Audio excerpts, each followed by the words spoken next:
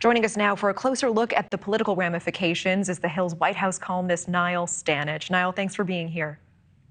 Good to be here, Natasha. This is certainly politically divisive along party lines. What are Democrats calling out about this, and what is the general Republican response that you're tracking?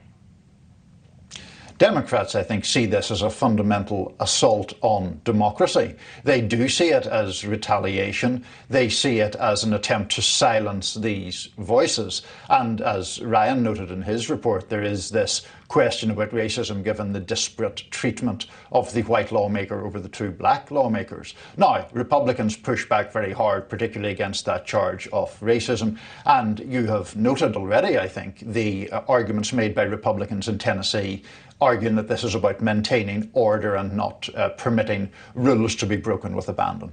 Let's talk about the comments of that Republican state representative on NewsNation's Elizabeth Vargas reports.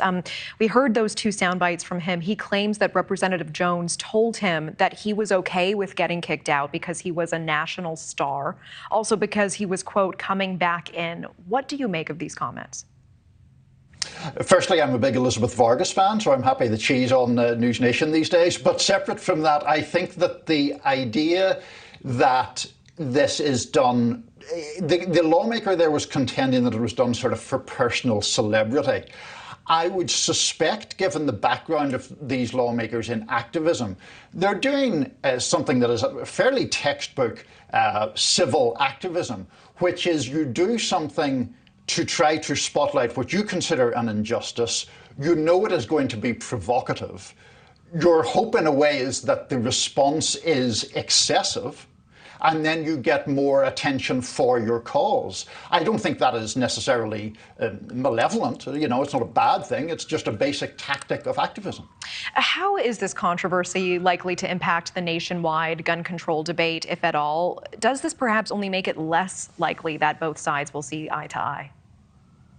I'm not sure that it has much effect one way or another. I mean, I think that there is considerable polling that shows public support for at least some gun control measures, admittedly more modest ones than some of those people in Tennessee were calling for. But for example, universal background checks has overwhelming public support, around 80% in most polls. The difficulty has been getting those kind of laws enacted. And that goes, I think, not only to the power of the gun lobby as such, but to the fact that pro-gun rights voters have been traditionally more likely to be single-issue voters. In other words, they will vote against any lawmaker who favours increased gun laws. The other side of the argument doesn't have quite so many, or isn't perceived to have quite so many single-issue voters. Okay, Niall Stanage, always appreciate the context. Thank you so much for your time. Thank you.